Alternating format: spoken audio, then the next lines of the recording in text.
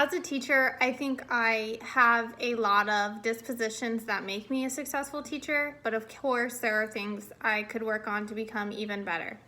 One thing that I think I do well is I do believe that all students can learn, and I support expectations for their success. I hold students to a high standard.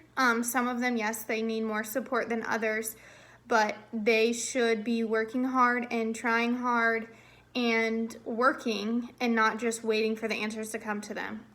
So you have to be fair to meet their needs, but you also have to push them and encourage them. So holding them to a high standard shows that they can do it rather than you don't believe in them. You have to show they believe in you, or you believe in them, and then they will believe in you.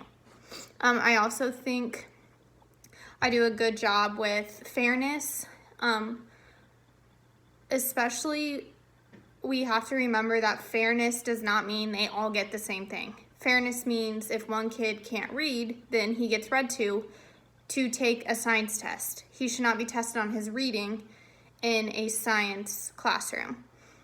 So fairness relates to supporting the kids in what they need as well, not making sure every kid gets the same thing, because not every kid needs the same thing.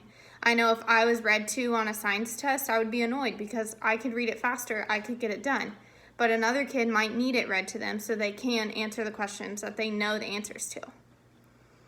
Another one is behavior, exercise sound judgment and ethical behavior. As a teacher, you are looked at as a role model. You are looked at as a superstar in their eyes, and you have to go through the day and through your job as a role model. You have to show that you are proud of what you do. You have to show that you know what you're doing, and you have to show respect to them in order to get it back.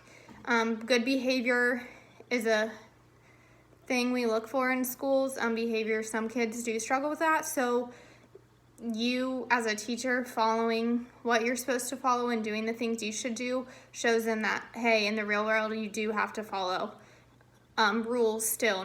It's not just when you're in school. I also think I do a good job of promoting and supporting their curiosity and encouraging them to ask questions and continue learning and research what they don't know. I know if they ask me a question, I'm like, let's look it up together. Let's figure this out together. I also know this one kid last year asked me to read this book that he was reading. And so I read it on my way to work. I would listen to an audiobook, and we would come back together and just talk about what we learned in the book. And it was so cool to see his excitement and him sharing his thoughts, and then him listening to my thoughts and being so encouraged to hear what I was saying. Back to the integrity, I think I do a good job of that. I do talk to them like respectfully and hope that they respect me back. I do shoot for that as well. And then professional friendliness, warmth. I feel like I do a great job with that too. My students always want to be pulled. They want to come to my room. Even students that are not in my caseload want to come to my room. So I think just creating that family dynamic and getting them to feel comfortable with you is really important when you're teaching.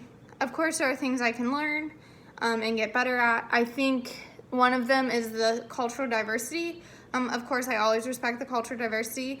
I just think I could learn more about the different cultures that my students come from, and that would help me help them and understand a little where they come from.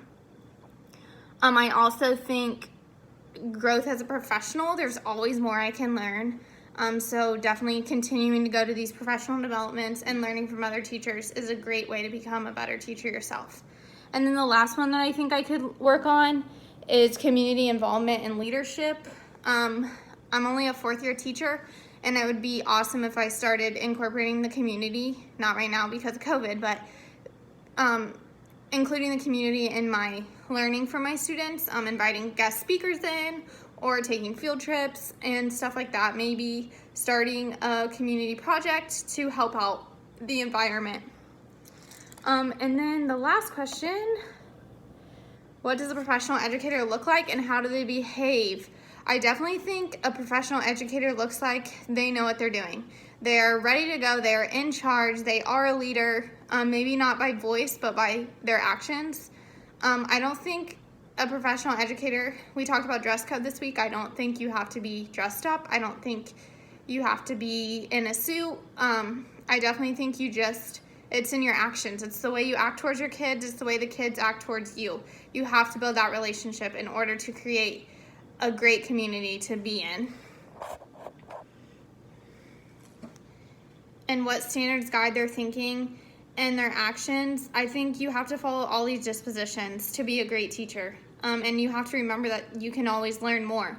There's so much more to learn, and there's so much information out there that talking to other teachers or other educators or parents or students and learning from them will just help you improve yourself.